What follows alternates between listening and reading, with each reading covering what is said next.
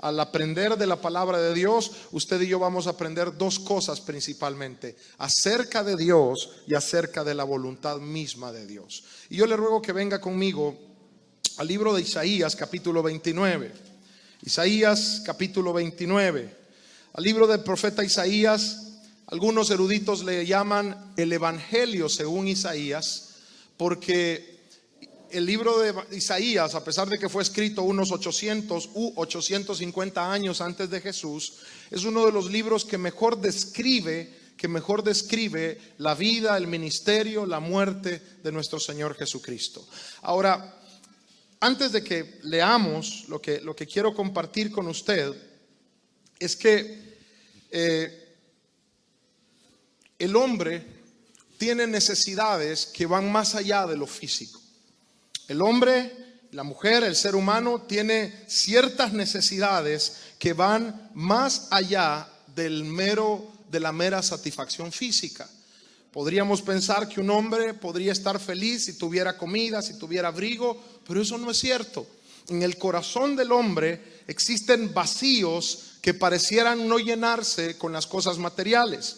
De hecho, uno de los argumentos filosóficos acerca de la existencia de Dios es que todo aquello que existe presenta una necesidad en el mundo. O sea, el mundo necesita aquello que existe. Por ejemplo, un niño nace y tiene hambre porque hay un pecho que lo amamanta. Tenemos hambre de comida porque hay algo que nos llena. Tenemos frío porque hay algo que puede cubrirnos. Tenemos temor a la oscuridad porque hay luz que ilumina las cosas. Siempre que hay una necesidad es porque hay algo que lo llena. Y uno de los argumentos filosóficos de la existencia de Dios es el hecho de que el hombre necesita algo más trascendente que lo material. En el libro de Eclesiastés, el escritor de Eclesiastés narra su vida y dice: yo tuve todo lo que un hombre pudiera desear. Tuve casas, terrenos, huertos, sembré árboles, dice, y puse estanques para regar los árboles que había sembrado. Tuve esclavos y compré esclavos y me nacieron esclavos en mi casa. Coseché riquezas, construí casas, goberné mi pueblo y además de esto, dice, experimenté todo lo que podía experimentar. No negué a mi carne placer alguna, no le negué a mis ojos nada que yo quisiera ver y mantuve mi sabiduría. Y me di cuenta, dice, al final de todo me di cuenta que esto era vanidad, que esto no tenía nada de sentido si no hay algo que llene el corazón. Los hombres tenemos necesidades de algo trascendente. Y si algo hace falta en nuestro corazón, es porque existe algo que lo llena. Y si nuestro corazón está vacío, es porque hay un Dios que lo llena. Blaise Pascal dijo: en el corazón de todos los hombres hay un vacío que tiene el tamaño y la forma de Jesús. Entonces, nuestra necesidad es una de las pruebas más grandes de que hay un Dios que llena esa necesidad. Por supuesto, los hombres han tratado de llenar la necesidad de Dios con muchas cosas: con diversión, con realización personal, con éxitos, con dinero, pero realmente nada de eso llena. Aunque producen satisfacción y aunque producen un cierto placer momentáneo, nada de eso llena el corazón como Dios lo llena.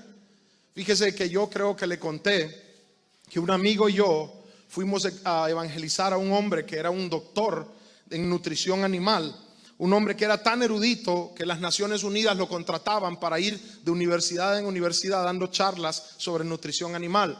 El doctor Verde, no recuerdo el nombre, Guillermo era, Daya se acuerda, Guillermo Verde, y era un argentino, y nosotros, un amigo y yo, fuimos a evangelizarlo y no hallábamos cómo entrarle a este hombre tan erudito, ¿verdad? Y entonces le dijimos: doctor, ¿usted cree que Dios existe? Y él nos quedó viendo y dijo: sí, dijo, pero te voy a explicar algo, nos dijo. Hay 3 cosas que realizan a un hombre, nos dijo él: tener un hijo, sembrar un árbol y escribir un libro. Yo tengo 3 hijos, he sembrado muchos árboles y he escrito como 7 libros. Yo creo que Dios existe, pero no creo necesitarlo, nos dijo. Y nosotros quedamos callados frente a la declaración de aquel gran hombre estudioso. Pero lo cierto es que nada en esta tierra llena el corazón, porque nuestro corazón tiene la necesidad de Dios. Y yo quiero meditarle en Isaías 29, en el verso 8. Isaías 29:8 narra una guerra contra Ariel, y Ariel es un nombre profético que Dios le da a Jerusalén. De hecho, Ariel significa león de Dios, y cuando Dios habla de Ariel, mírelo en la Biblia, si usted ve la palabra Ariel, es una manera profética de llamarle a Jerusalén. León de Dios significa. Y dice el verso 8, hablando de las naciones sin Dios que atacaban al pueblo de Dios: y sucederá como el que tiene hambre y sueña, y le parece que come, pero cuando despierta su estómago está vacío. O como el que tiene sed y sueña, y le parece que bebe, pero cuando despierta se halla cansado y sediento. ¿No es cierto que las grandes diversiones que el mundo ofrece son así? Uno puede tener un tiempo de felicidad, uno puede experimentar una satisfacción grande al salir con amigos, al divertirse. En el caso de los jóvenes, al experimentar algo nuevo, la adrenalina nos hace palpitar el corazón y por unos breves momentos experimentamos algo bueno. Pero cuando eso termina, volvemos a ser nosotros mismos y volvemos a tener soledad y vacío. En el caso de los adultos, nos realiza tener una casa, tener una familia que la gente admire, tener un carro del año. Usted sabe, Honduras es tal vez uno de los países más pobres del mundo, pero es sobresaliente la compra de vehículos nuevos y de lujo que hay en nuestro país. Quiere decir que hay un montón de gente queriendo llenar los vacíos de su corazón con vehículos, con casas, con una cuenta bancaria abultada, algunos viejos ya sin vida, con una jovencita escultural a su lado, pero están tratando de llenar el corazón. ¿Y qué pasa? ¿Qué pasa? Que sueñan, y en el momento de la diversión les parece que comen y sienten paz y sienten gozo, pero cuando despiertan de su breve momento, entonces siguen teniendo hambre y el corazón sigue estando vacío y no experimentan vida verdadera y no experimentan un cambio. Hoy yo quiero decirle que en Dios nosotros podemos tener un gozo verdadero, un gozo perdurable, un gozo, una felicidad que llene nuestro corazón y que salte para vida eterna. Y usted no tiene que embriagarse ni comprometer su moral queriendo tener tanto dinero. ¿Por qué, hermano? Porque el gozo no va a venir de algo que usted pueda tocar, va a venir de la vida, de la presencia de Dios en su corazón. Estaba escuchando yo un poco sobre el escándalo del latrocinio del Seguro Social. Vergonzoso, hermano. Este hombre, el director del Instituto de Seguridad Social, llegó a viajar 2 veces a la semana a Chile para ver a una muchacha que no era su esposa. Estaba engañando a su esposa y estaba viajando 2 veces en primera clase con el dinero del Estado, que es del pueblo, pagando en los restaurantes más caros. A tal punto que los vecinos y la familia de la muchacha que él visitaba creían que él era un multimillonario de a saber de qué país rico. Y yo digo algo: podrá haber vivido sus momentos alegres, podrán haber andado caminando en Francia y en muchos otros lugares, pero hoy que despertó sin dinero, sin mujer y sin honra, su corazón sigue estando vacío. Ahora, en Dios, hermano, en Dios el gozo es verdadero. La vida eterna es real y tenemos un motivo para vivir y tenemos gozo en abundancia. Ahora, ¿cómo define la Biblia gozo? Fíjese que yo estaba viendo en el diccionario bíblico que la palabra gozo que aparece en la Biblia es un estado de satisfacción y de bienestar interior que es más profundo que la alegría. Dios no nos ofrece solamente alegría, Dios nos ofrece gozo. ¿Y qué es el gozo? Es un estado interior de bienestar, un estado interior de satisfacción que es más profundo que la alegría. La alegría nos viene cuando nuestro equipo gana. La alegría viene cuando usted cosechó un triunfo. La alegría viene cuando usted hizo algo bueno, pero esa alegría es pasajera. Pero el gozo es una satisfacción interior, es paz interior, es vida interior, es un estado de bienestar que viene de parte de Dios. Ahora yo quiero darle 3 o 4 razones acerca de por qué los cristianos podemos tener gozo. Y uno podría ver nuestras vidas, como dice el apóstol Pablo en 1 Corintios 6, y darnos cuenta que no somos muchos los poderosos, que los que estamos aquí, hermano, no somos los más eruditos de Honduras, tampoco somos los más ricos de Honduras. Vamos a llegar a ser, porque la bendición de Dios prospera, pero aquí no estamos los poderosos, aquí no estamos, hermano, la gente más grande, más representativa del país, y sin embargo tenemos motivos para tener gozo, tenemos motivos para tener bendición. Ahora déjeme compartirle 3 o 4 razones de por qué podemos tener gozo al servir a Dios. Número 1 es que el Espíritu Santo produce en nosotros un gozo sobrenatural que va más allá de las circunstancias que nos rodean. Ok, hermano, un cristiano, por pobre que sea, por rico que sea, por erudito e inteligente que sea, o por sencillo que sea, experimenta en su vida una llenura interior que no viene de él. Tampoco viene de su ropa, ni de su vehículo, ni de su casa. Viene de la presencia viva de Dios en su corazón. Es el Espíritu Santo de Dios el que nos da gozo. Y eso no tiene mayor explicación. Es una obra sobrenatural. Es simplemente Dios viviendo en el hombre. Dios viviendo en el hombre.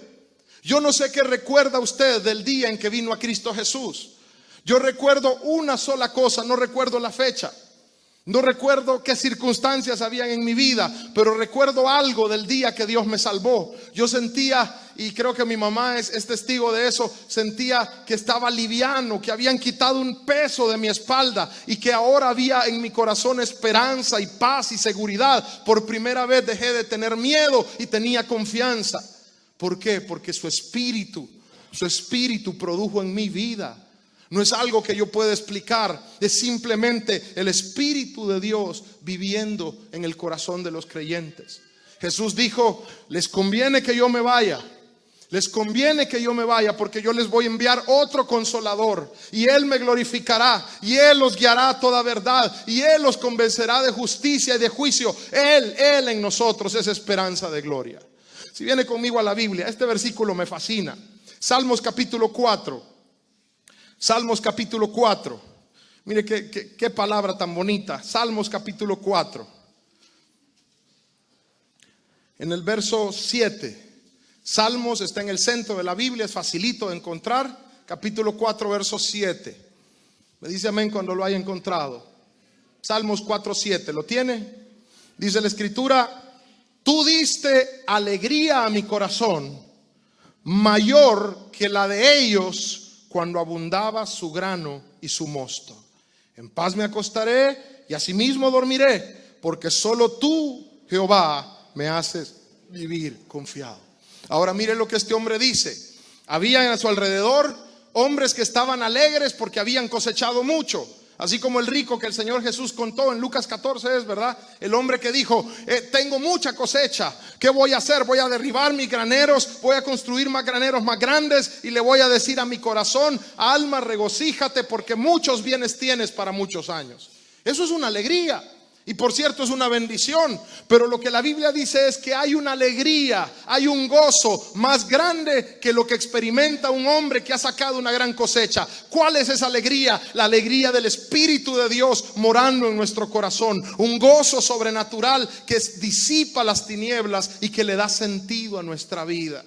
Cuando usted viene a Cristo, se acaba el deseo de morirse. Cuando usted viene a Cristo, se acaban los pensamientos suicidas. Cuando usted viene a Cristo, se acaba el menosprecio, porque usted entiende que el Rey de Reyes vive en su corazón. Vive en su corazón. Ahora, yo recuerdo que antes de conocer al Señor Jesucristo, yo desarrollé una adicción terrible por la música metal. Y estaba siempre escuchando esa música, y estaba cantándola, y estaba encerrado en mi cuarto y oyendo esa música, y estaba siempre escribiendo poesías lúgubres de matar, de que me mataran, de la oscuridad, de la tristeza, del infierno. Y cuando vine a Cristo, hermano, todo eso se quitó. Y mire, yo decía: esta música nunca la voy a poder dejar. Y ciertamente luché por dejar esa música, hermano. Luché mucho tiempo por dejar esa música, pero llegó un momento en que la gracia de Dios iluminó mi vida y simplemente ya no podía escucharla, porque el gozo de Dios en mí ya no comulgaba con la tristeza y la violencia que ellos predicaban en sus canciones. Simplemente Dios no me llevó a dejar la música, cambió mi corazón, cambió mi vida, y la oscuridad y la muerte simplemente cedieron ante la luz. Eso dice la Biblia: la luz en las tinieblas resplandece y las tinieblas no prevalecen delante de la luz. Si viene conmigo a Isaías capítulo 25, ahí adelantito de Salmos. ¿Por qué los cristianos podemos tener gozo si los hombres sin Dios prueban muchas cosas y es como que si soñaran y al final quedan vacíos? Porque número uno, el Espíritu Santo de Dios nos da gozo en nuestro corazón. Isaías, usted tiene Salmos, Proverbios, Eclesiastés, Cantares, Isaías. Dice Isaías 25, verso 8. Isaías 25, versículo 8. ¿Lo tiene conmigo ya? Destruirá a la muerte para siempre y enjugará, limpiará Jehová el Señor toda lágrima de todos los rostros, y quitará la afrenta de su pueblo de toda la tierra, porque Jehová lo ha dicho.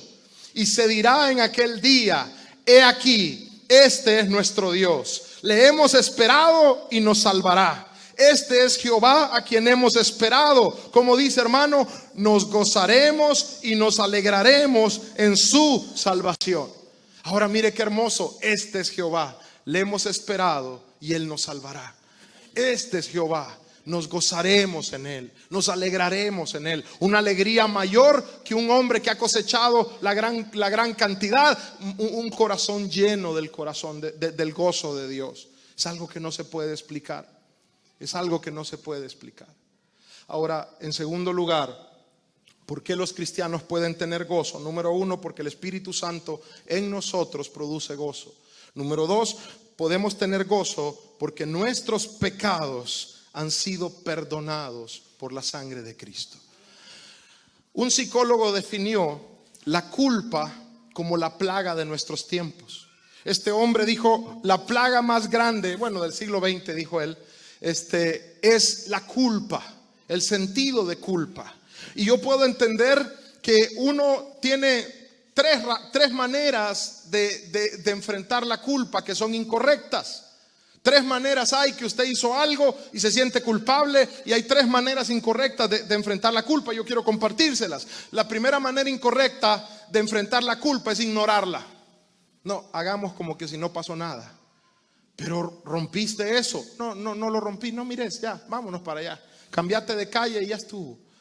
Pero tu matrimonio se destruyó. Ay, sí, pero es que eso no importa. Dale, cambiemos de tema.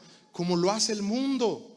Estamos saturados de novelas, estamos saturados de diversión con un solo objetivo: decirle a la gente que olvide su miseria, decirle a la gente que olvide su culpa. Tenemos hombres llenos de tristeza, buscando satisfacción en música, en diversión, en el dinero, en el fútbol, en tantas cosas que no son malas, pero no son suficientes para llenar un corazón.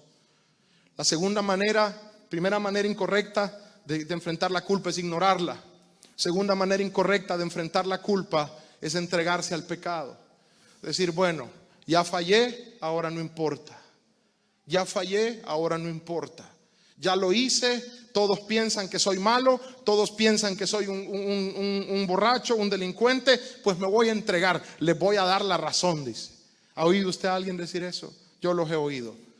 Mira, no hagas esto. Tu esposa va a resentirse. Ella piensa que le engaña, pues la voy a engañar en serio para que me cele por algo. Mira, no tomes ese dinero. Si ya dicen que soy ladrón, pues voy a robar. Eso es una manera incorrecta de entregarse a la culpa. Venir y entregarse y decir: no importa, ya soy esto es lo que soy, esto es lo que hay, así soy yo, no voy a cambiar. Muchos hombres han hecho eso, incluso gente que es admirada por eso, se dedican a hacerlo así. Escritores tan famosos como Oscar Wilde, que era ateo y homosexual, comenzó a atacar a Dios y a burlarse de los preceptos morales para ignorar su culpa. Lord Byron, otro poeta muy famoso, ¿qué decidió hacer Lord Byron? Ignorar a Dios para ignorar la culpa que pesaba sobre su corazón. Muchos lo hacen así. Muchos lo hacen así. Se entregan al pecado con avidez porque sienten que la culpa tiene razón en acusarlos. Y la tercera manera incorrecta de enfrentar la culpa es echarse a morir en depresión. Echarse a morir en depresión. Esconderse en un cuarto oscuro, caer en una autoconmiseración, en sentir lástima de uno mismo, en lamerse las heridas y empezar a decir: es cierto, yo no sirvo. Es cierto, yo solo fracaso. Es cierto, yo a todos les hago daño. Yo voy a echar a todo el mundo de mi lado porque el problema soy yo. Son maneras incorrectas de enfrentar la culpa. Entonces, ¿cómo vamos a enfrentar la culpa? Hay una única manera correcta de enfrentar la culpa: verla tal como es. Ver nuestros errores con toda su suciedad, con todo el dolor, y venir a los pies de Jesús y decirle: Señor, esto soy. Si te sirvo de algo, aquí estoy, Señor. Si te sirvo de algo, aquí está mi miseria. Y sabe que dice la Biblia que un corazón quebrantado y humillado, Dios no lo desprecia. Hermano, el endemoniado gadareno, aquel hombre que la Biblia habla que vivía en los cementerios, que rompía las cadenas, que se hería el cuerpo, dice la Biblia que se encontró una mañana con Jesús, y cuando la gente llegó a verlo, él estaba en su sano juicio, vestido y sentado a los pies de Jesús. Así se enfrenta la culpa, recibiendo la gracia de Dios. Jesús habló de dos hombres. Uno era un religioso y el otro era un recaudador de impuestos. Y el religioso trataba de ignorar su culpa, justificándose a sí mismo, diciendo lo siguiente: gracias, Señor, porque no soy como todos los hombres. Doy diezmos de todo lo que gano, ayuno 2 veces por semana y no soy como ese pecador que está ahí. Y dice la Biblia, él hablaba consigo mismo. Dios no estaba ahí. Pero el otro, dice la Biblia, humillado, puesto en pie delante del altar, ni siquiera se atrevía a levantar el rostro, se golpeaba el pecho y decía una sola cosa: Dios, sé propicio a mi pecador. Sé propicio a mi pecador. La culpa pesa, la culpa mata, la culpa es un peso en el corazón. Pero escúcheme esto: un cristiano puede tener gozo porque Jesús pagó el precio de sus pecados y ahora puede tener libertad y puede tener vida. Hermano, ¿por qué un cristiano puede tener gozo? Porque ha sido perdonado, porque hubo un Dios que lo amó tanto que envió a su Hijo a pagar el precio por sus pecados y le dio vida y salvación. La Biblia dice, ¿por qué se lamenta el hombre viviente? Que se lamente el hombre que vive en pecado. Que se lamente el hombre que vive en pecado. Mire, yo conozco gente que pasa diciendo: si yo pudiera retroceder el tiempo, hay tantas cosas que yo no haría. Si yo pudiera volver atrás, no me tomaría ese trago. Si yo pudiera volver atrás, no haría eso. Si yo pudiera retroceder el tiempo, Dios mío, ¿cómo cambiaría las cosas? Déjeme darle una noticia: no necesita que el tiempo retroceda. No necesita que el tiempo retroceda. Pero usted no sabe, pastor, lo que yo hice. No, puede ser que lo que usted hizo sea muy grave, incluso tan grave que yo ni siquiera quisiera escucharlo y sería demasiado para mí.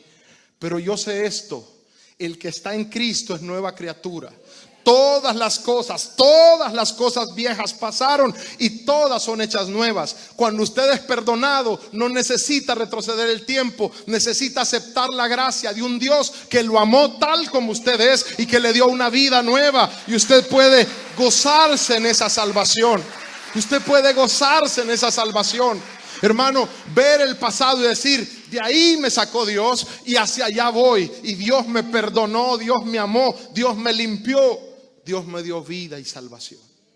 Le ruego que venga conmigo al libro de Hechos, capítulo 8. Hechos, capítulo 8.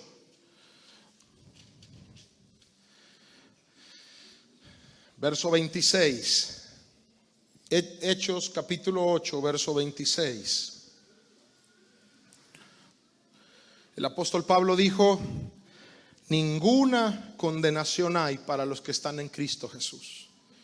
Y el salmista David habla del gozo de la salvación, el gozo de saberse perdonado. El Salmo 32 dice: bienaventurado el varón a quien Dios no acusa de pecado. Ahora, Hechos capítulo 8, verso 35. Hechos capítulo 8, verso 35. Entonces Felipe, abriendo su boca y empezando desde esta escritura, le anunció el evangelio de Jesús. Y viendo por el camino, llegaron a cierta agua, y dijo el eunuco: aquí hay agua, ¿qué impide que yo sea bautizado? Felipe le dijo: si crees de todo corazón, bien puedes. Y respondiendo dijo: creo que Jesucristo es el Hijo de Dios. Y mandó a parar el carro, y descendieron ambos al agua, Felipe y el eunuco, y le bautizó. Cuando subieron del agua, el Espíritu del Señor arrebató a Felipe, y el eunuco no le vio más. Y lea conmigo lo que dice, hermano: y siguió gozoso su camino. Déjeme explicarle esto.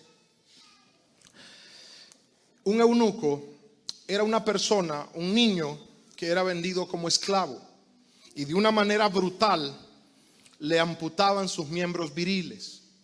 ¿Por qué hacían esto? Porque los eunucos eran la corte de las reinas. Entonces los reyes de la antigüedad, que eran tiranos y déspotas, querían estar seguros que ningún eunuco, ningún siervo pudiera abusar de una reina o enamorar a una reina. Entonces lo que hacían era, de una manera brutal, cortar, amputar, destruir sus miembros viriles. Algunos eran incluso llevados más allá y trastornados para vivir como mujeres, y eran mancebos, y se les vendía como prostitutos o como homosexuales. Pero la gran mayoría de ellos eran hombres a los que se les había destruido su virilidad para que no pudieran atacar a las reinas que cuidaban. Este hombre era etíope, o tal vez era un judío que había sido vendido como esclavo a la reina de los etíopes. Sea cual sea el caso, este hombre apartó su tiempo y su dinero para buscar a Dios. Fue, en el contexto lo dice, al templo de Dios. Pero había un pequeño problema. Si él era extranjero, no podía entrar al templo de Dios a ofrecer sus sacrificios. Y si él era eunuco, tampoco, porque la ley de Deuteronomio dice que no entrará en la casa de Jehová hombre que tenga amputado o lastimado su miembro viril.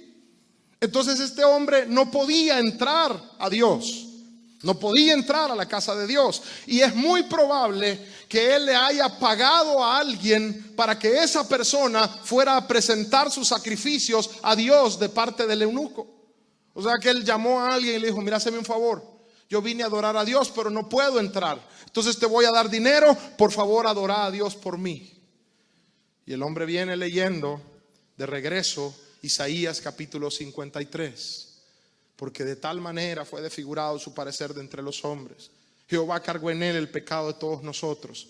Y Dios ha llevado a Felipe ahí. Es algo que usted tiene que notar. Felipe estaba predicando en Samaria y muchos miles de personas se estaban convirtiendo con él.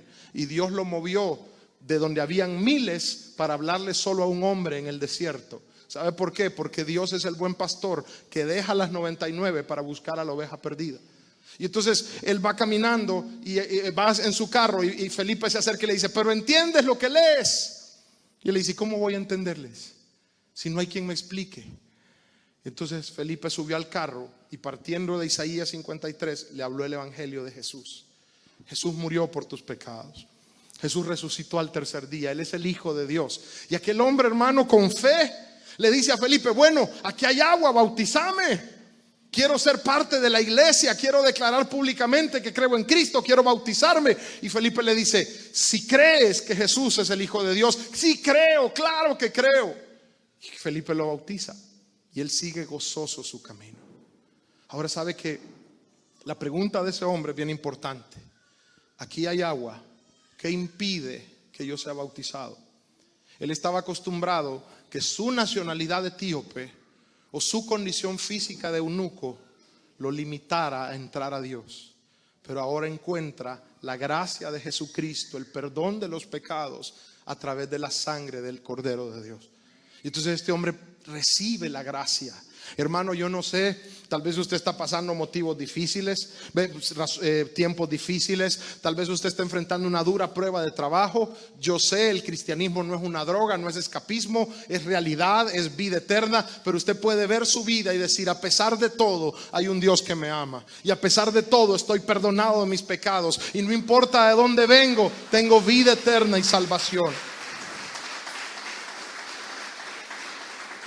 El profeta Sofonías dice en el capítulo 3 verso 14: canta y alégrate, hija de Sión, canta y alégrate, porque Jehová ya quitó tus juicios, ya quitó tus juicios, es limpio tu pecado, es quitada tu maldición. Canta y alégrate, porque Jehová está en medio de ti, poderoso. Él salvará, se regocijará sobre ti con cánticos, callará de amor, se regocijará sobre ti con alegría. ¿Por qué tenemos gozo los cristianos? Número uno, porque hay un Espíritu Santo que nos da gozo. Hay un Espíritu Santo que nos da gozo. Número dos, porque nuestros pecados han sido perdonados en el nombre de Jesús. Número tres, porque hemos heredado grandes y preciosas promesas. ¿Por qué yo puedo estar alegre? ¿Por qué yo puedo tener gozo? Porque en el interior de mi corazón puede haber esperanza en medio de la oscuridad. Por una razón. ¿Por qué? Porque he heredado de parte de Dios grandes y preciosas promesas. Y Dios tiene un hábito que usted tiene que conocer. Dios tiene el hábito de cumplir sus promesas. Mire, hermano, usted a donde quiera que vea, hay una promesa de Dios para usted. Fíjese que la Biblia dice, hermano, oigan, solteros, la casa y la riqueza son herencia de sus padres. Levanten la mano los solteros. A ver, con compromiso o sin compromiso. Levanten la mano los solteros. Okay. Ahora, ¿sabe qué dice la Biblia? La casa y las riquezas son herencia de los padres, pero de Jehová la buena mujer. Entonces Dios puede darnos una buena mujer, sí, porque es su herencia. Dios puede darnos como herencia una sierva de Él, una hija de Él, que honre a Dios y que nos ame y que nos ayude a encontrar la benevolencia de Dios. Es una promesa de Dios. Usted mira a sus hijos y usted dice: ay, mis hijos, hermano, yo vivo en un zoológico, viera cómo se portan mis hijos. Uno es león y el otro es chango. Qué barbaridad. Yo conozco un amigo que al cuarto de sus dos hijos varones le dice el Club de Leones. ¿Por qué, hermano, se llama Club de Leones? Porque huele a león ese cuarto. Dice. Terrible, hermano. Ahora mire usted, ¿qué dice la Biblia sobre nuestros hijos? Bueno, el Salmo 128 dice que van a ser como plantas de olivo creciendo a nuestro alrededor.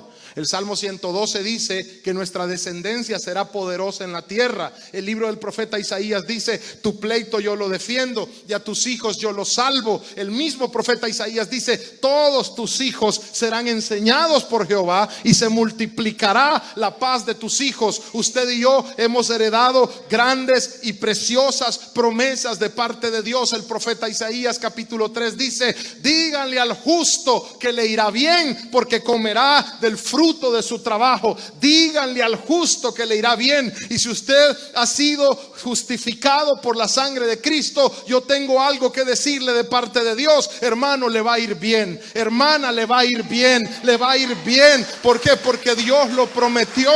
Dios lo prometió, le va a ir bien. Se imagina esa palabra: díganle al justo que le va a ir bien. Me va a ir bien, hermano, me va a ir bien. Dios va a estar conmigo. Dios va a pelear mis batallas. Dios va a alumbrar mis tinieblas. Y cuando haya caído, Él va a extender su mano y me va a levantar. Wow, hermano, qué tremendo eso. Hemos heredado grandes y preciosas promesas. Hemos heredado grandes y preciosas promesas. Y mire, solo Dios puede cumplir las promesas a través del tiempo y del espacio. Hermano, mire, yo he conocido gente terrible, muchachos, hermano, terribles. Esos que las mamás dicen: ay, Dios mío, ¿para qué tuve este muchacho? Hijos difíciles. Allá, hermanos, se van engavillados para Estados Unidos. Van haciendo maldades por Guatemala, por México. Los dejan entrar a Estados Unidos para librarse de ellos. Hermano, y allá en Estados Unidos, alguien en la calle les habla de Cristo y vuelven aquí cristianos, hermano. Y usted lo queda viendo y empieza a guardarse la cartera y a caminar para atrás así. Y él le dice: hermano, ¿qué hay? Dios te bendiga. ¿Sos cristiano? Sí. Pues sí. ¿Por qué cree usted que esas cosas pasan?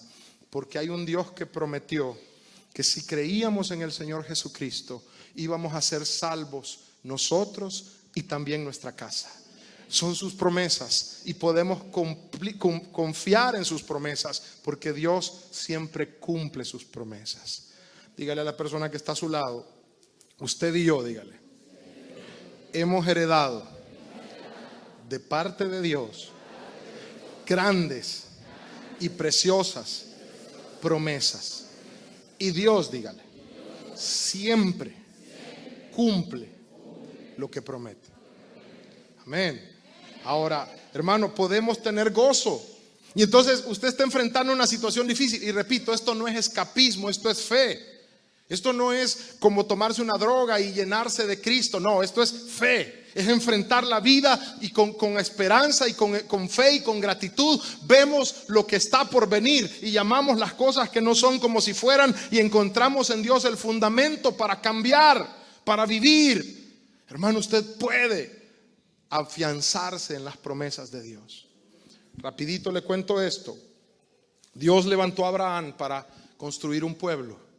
Y Dios tiene sus cosas, hermano. Dios tiene sus cosas. Si a mí me hubieran puesto a escoger a quienes busco para empezar un pueblo, busco un muchachón, mire, sano, musculoso. Busco una muchachona alta, sana, para que tengan hijos bonitos y que funden un pueblo. ¿A quién llama Dios para fundar un pueblo? A una mujer estéril y a un anciano. Dios tiene sus cosas. ¿Por qué? Porque entonces, si estos muchachones hubieran sido el pie de cría, como dicen los ganaderos, hermano, la gloria hubiera sido de ellos. Pero cuando Dios llama al que no puede, al débil, la gloria es de Dios. Por eso usted y yo fuimos llamados, porque éramos débiles y para que la gloria en nuestra vida sea de Dios. Amén. Ahora, mire usted, Dios le dice a Abraham, cuando Abraham tiene 70 años, yo te voy a dar un hijo. Yo te voy a dar un hijo. Y este hombre de Dios, el padre de la fe, vive 40 años esperando la promesa. 40 años, hermano, que se desesperó, tuvo un hijo con otra mujer que no era su esposa, se llevó a un sobrino para adoptarlo como hijo, y en todo ese momento Dios no le dice nada. Pero finalmente, cuando Abraham parece perderlo todo, su sobrino lo abandonó, su esposa es una anciana, la esclava con la cual había tenido otro hijo se fue, él está solo delante de Dios y Dios le dice: Abraham, tengo algo que decirte. Sí, Señor, ¿qué cosa? Te voy a dar un hijo. Yo te anuncié que te iba a dar un hijo y yo te voy a dar un hijo.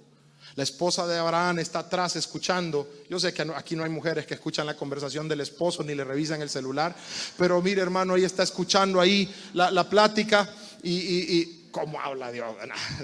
Ahora, hermano, mire usted, está Sara, hermano, escuchando aquí y oye que su esposo de 110 años y ella de 90, hermano, les está diciendo: Dios, te voy a dar un hijo. Te voy a dar un hijo. Y ella empieza a reírse y dice: sí, dice, a esta edad voy a hallar yo placer en mi esposo, dice. A esta edad vamos a tener un hijo. Si aquí parece que ya, dice la Biblia en Romanos 4, que su cuerpo estaba como muerto. Y entonces, hermano, ¿sabe qué hace Dios antes de que ella tenga un hijo? La rejuvenece. Y esta mujer de 90 años, un rey se la roba. Un rey se la roba, porque con todo respeto de las hermanas mayores, ¿a qué mujer de 90 años se roban, hermano? Sí. Y ahora, Dios, ya hablamos de esto la semana pasada, hermano, Dios la rejuvenece. Dios la rejuvenece, hermano. Y el rey la ve, se enamora de ella, la lleva. Hermano, el esposo, lleno de miedo, faltándole a la fe, le dice: ¿quién es esta mujer tan bonita? Es mi hermana. Se llevan a la esposa de él, hermano. Y cuando el rey está enamorado de ella, Dios, que es fiel cuando nosotros somos infieles, le dice al rey: si tocas a esa mujer, te destruyo a ti y a todo tu país. Esa mujer es hija de mi siervo, su esposo es profeta, así que la dejas ir ya. Y el rey sale, hermano, enojado: ¿qué es que no me dijiste que era tu esposa? Casi me mata Dios por tu culpa. Tené a tu esposa, por favor. Hermano, y sabe que a los 110 años Abraham tiene un hijo. Y como la mujer se rió, le dijo Dios: ¿sabes cómo se llama el niño? Risa se va a llamar. Por eso Isaac se llama risa. En el hebreo Isaac es risa, porque la mamá dijo: ja, ja, ja, que voy a tener un hijo yo. Pues así se va a llamar el hijo.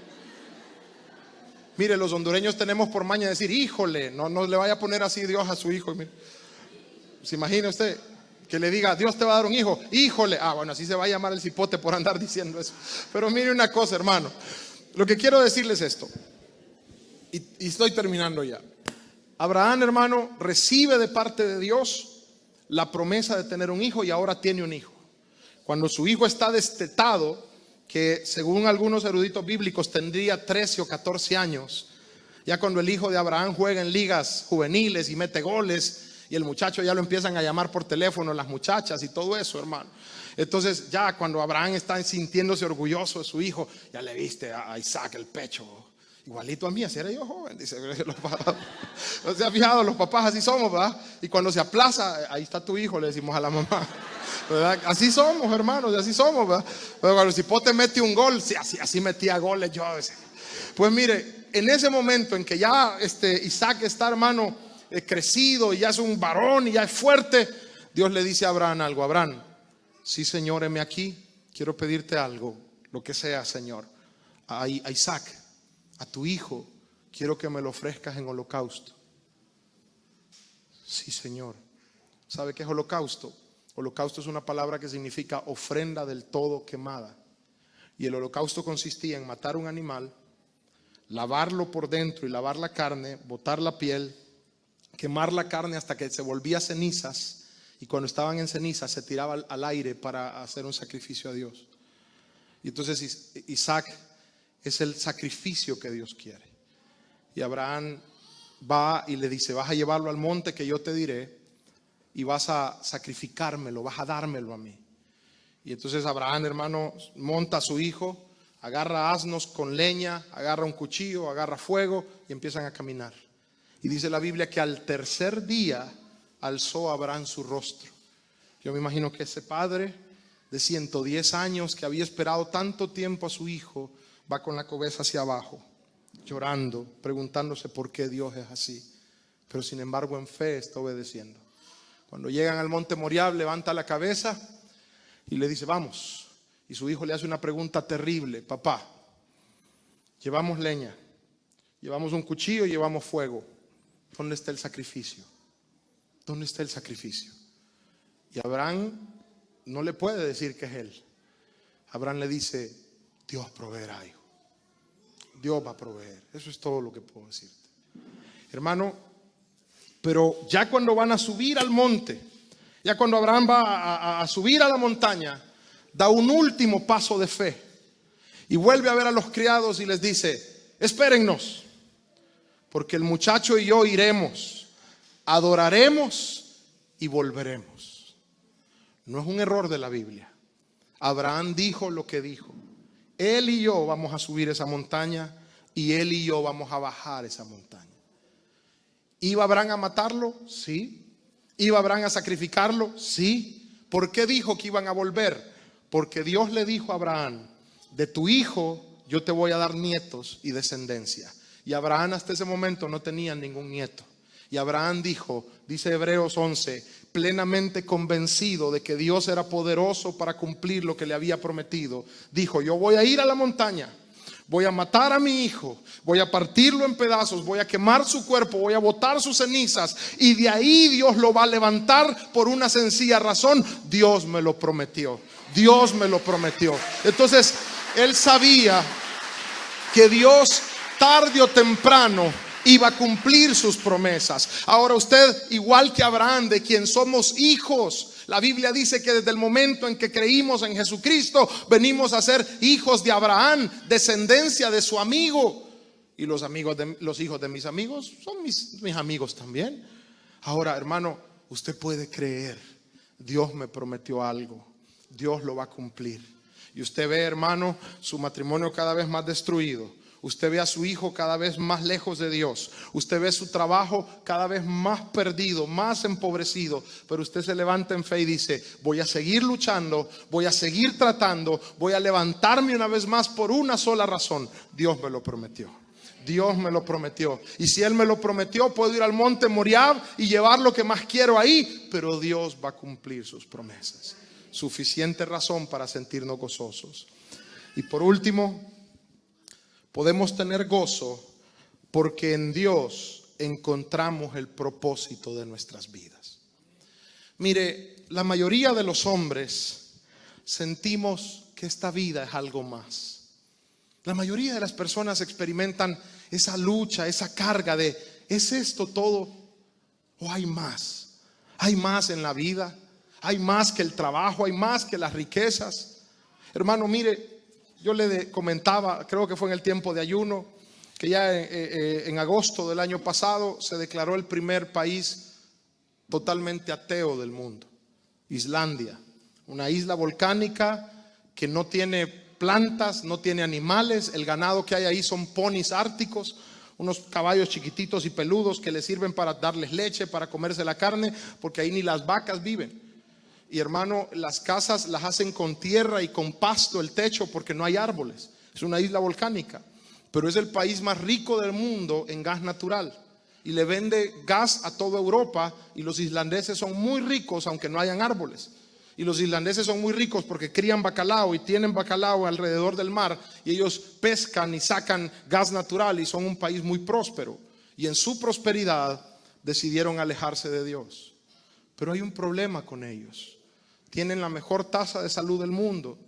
Dicen que es el país más justo de género, donde las mujeres mejor viven.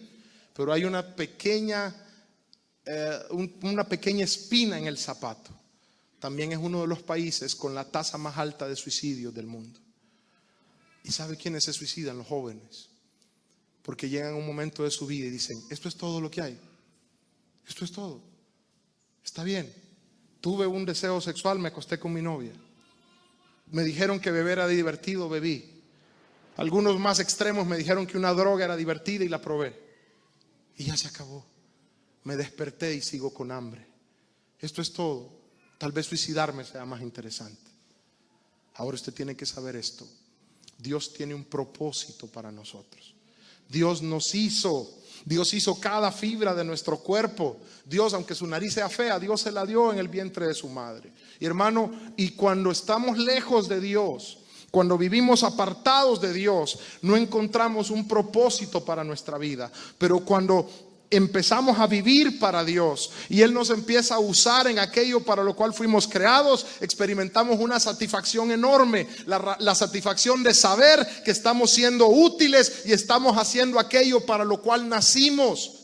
En la Biblia hay un hombre llamado Juan el Bautista. Usted lo conoce, el enviado antes de Jesús. Y Juan el Bautista dijo algo: yo no soy el Cristo, dijo. Aclaro esto, yo no soy el Cristo, pero soy el amigo del Cristo, el que anuncia su venida, el que prepara a su esposa. Y tengo gozo, y mi gozo está cumplido. He nacido para esto y he cumplido el propósito de Dios. El Salmo capítulo 40 versículo 8 dice: el hacer tu voluntad, oh Dios mío, me ha agradado. Usted saca un pez del agua y sabe que él no puede vivir. Usted sumerge un animal de la tierra en el agua adentro y sabe que él no puede vivir. Usted aleja a un hombre de Dios y ese hombre tampoco puede vivir. Sí, puede buscar cosas, puede embriagarse de cosas, puede buscar en el arte, puede buscar en el dinero, puede buscar en el placer físico, pero lo cierto es que en su corazón hay un vacío que solo Dios puede llenar, y la ubicación que Dios le da. Yo quiero decirle algo. Usted debe preguntarle a Dios: ¿para qué me hiciste? Y ahí quiero funcionar. Ahí quiero funcionar. Hermano, a mí el hermano Elías, como pastor mío, como padre espiritual, siempre me recrimina algo. Siempre me dice: ¿y vos ya aceptaste que sos pastor? Me dice. Sí, hermano, ya acepté. Mentira, me dice. Vos seguís soñando con vacas, me dice. Vos querías tener vacas, me dice, y no ves que Dios te dio una iglesia, me dice. Y siempre me lo dice, hermanos. Bueno, algunos de ustedes han sido testigos allá, me lo dice frente a todos. Y entonces hace poco me lo encontré y en la barbería a finales del año pasado. Y me dice: ajá, vos, me dice, ¿cómo estás? Bien, hermano Elías. ¿Y ya aceptaste que sos pastor? Me dice. Sí, hermano, ya acepté. Entonces se rió y me puso la mano en la espalda y me dijo: no te preocupes, me dice, a mí también me cuesta, me dice. A mí también me cuesta. En otras palabras, me sigue costando a mí también. Pero la cuestión es esta, hermano. Usted no va a experimentar satisfacción hasta que se ubique en aquello para cual Dios lo hizo. Dios tiene un plan para su vida. Dios tiene un plan para su vida. Y cuando usted se ubica en ese plan, usted tiene gozo en su corazón. Por eso yo le voy a decir algo, y con esto quiero terminar. Si usted ha sido llamado para el ministerio, no tenga miedo. Sirva a Dios. Si usted viene a la iglesia y nadie le ha dicho nada, tal vez ni mi esposa y yo lo hemos saludado, pero usted dice: yo quisiera ser pastor. Nadie en mi familia es cristiano, pero yo quisiera ser pastor. Usted queda viendo los instrumentos y así como Pablo Josué, que arrebató hoy la bendición, usted dice: yo un día de estos me voy a subir ahí. Es que yo siento que yo tengo que vivir para eso.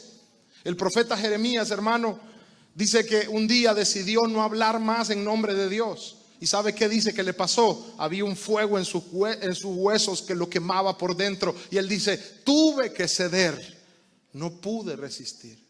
Yo quiero rogarle algo. Reciba el don del Espíritu Santo. Abra su corazón para que le dé gozo. Reciba el perdón de Dios. Reciba el perdón de Dios. Agarre las promesas de Dios. Pero también busque la ubicación de Dios para su vida. Busque la ubicación de Dios para su vida. Una vez hablé con un misionero. Este hombre trabajaba en General Electric en Estados Unidos. Era un ejecutivo ya de alto rango. Tenía una casa enorme en Michigan, piscina, 3-4 carros, en un suburbio hermoso, vacaciones en Hawái con sus hijos.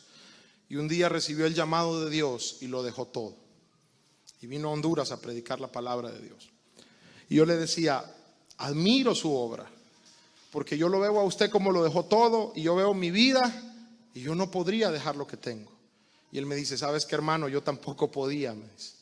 Simplemente le dije sí a Dios. Y hoy no cambiaría todo lo que tenía con tal de estar aquí cumpliendo la voluntad de Dios. Muchos cristianos viven infelices. Muchas personas que no son cristianas viven infelices a pesar de tenerlo todo, por una causa: no están cumpliendo la labor que Dios les encomendó que cumpliera. Y cuando usted cumple la labor que Dios le encomendó que cumpliera, ese día su gozo es cumplido. Póngase de pie conmigo, por favor. Yo quiero preguntarle lo siguiente. ¿Tiene gozo usted en su corazón? ¿Está viviendo usted en el gozo de Dios? ¿Está usted disfrutando de la vida que solo Dios puede darle? Yo le ruego que cierre sus ojos conmigo y que le diga al Señor: Padre, hoy quiero que tu gozo inunde mi corazón, Señor. Padre, en el nombre de Jesús, hoy quiero pedirte que el gozo de Dios inunde mi corazón. Y quiero pedirte, Espíritu Santo, y dígaselo conmigo, quiero pedirte, Espíritu Santo, que llenes mi corazón de ese gozo sobrenatural, de esa alegría gloriosa que nada en este mundo me puede dar. El Salmo 62, verso 1 dice: en Dios, solamente en Dios está satisfecha mi alma. Solamente en Él está mi alma acallada. Dígale: Señor, llena mi corazón, Espíritu de Dios. Llena mi corazón. Padre, yo te pido que perdones mis pecados, que me limpies de toda maldad. No voy a huir de mi culpa. No voy a entregarme a la culpa. No voy a ignorarla. No voy a entregarme a la depresión. Voy a acercarme a ti para ser limpio. Voy a acercarme a ti para ser perdonado. Voy a acercarme a ti para recibir una vida nueva. Señor, en el nombre de Jesús voy a confiar en tus promesas. Voy a confiar en tus promesas. Puede levantar sus manos conmigo al Señor y dígale: dame de tu gozo. Dame de tu gozo, Señor. Dame del gozo de tu espíritu. Dame del gozo y de la vida eterna que solo Jesucristo puede darme. Dame, Espíritu de Dios, ese gozo perfecto. Dame esa gracia, Señor. Dame esa llenura en mi corazón. Y yo te pido ahora, por el poder de la palabra, Señor, que tu gozo inunde mi vida, Señor. Que tu gozo inunde mi vida. Y dígale al Señor junto conmigo: Padre, perdóname si yo no he estado cumpliendo el papel que me has dado, el propósito tuyo para mi vida. Si yo no lo he estado cumpliendo, hoy te pido perdón. Y te pido en el nombre de Jesús de Nazaret que me ubiques en tu plan perfecto, que me ubiques en tu plan perfecto y que inundes mi corazón con el gozo de Dios. Padre, lléname del gozo de Dios. Lléname del gozo de Dios. Quiero funcionar, quiero trabajar en lo que me has llamado a hacer. Algunos de nosotros hemos menospreciado el ministerio. Otros se han resistido a creer que Dios los llama porque tienen miedo a la pobreza. Algunos tienen miedo a fracasar. Pero no es de nosotros, es de Dios la obra, y Él nunca desampara la obra de sus manos. Hay tiempos difíciles, sí los hay, pero más grande es la victoria, más grande es la bendición. Dame, Señor, de tu gozo. Dame, Señor, de tu gozo. Dame, Señor, de tu gozo perfecto. Que toda tristeza sea quitada, que toda angustia sea quitada. Yo mando en el nombre de Jesús que toda depresión en su vida sea quitada, que toda ansiedad en su vida sea quitada, que todo temor que se ha posesionado de su corazón y de sus pensamientos salga ahora por el poder de la palabra. Y una nueva confianza, una nueva gracia, una nueva bendición viene a su vida en el nombre de Jesús, en el nombre de Jesús, en el nombre de Jesús, en el nombre de Jesús.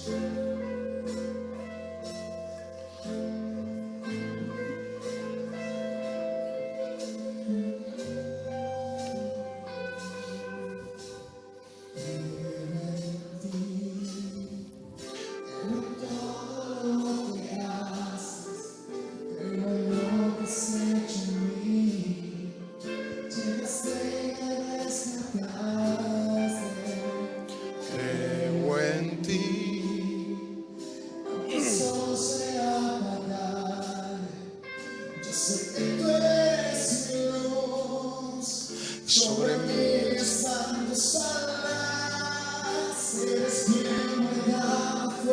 y ha creído siempre en mí. Aunque el mundo se acabare, con gozo yo diré: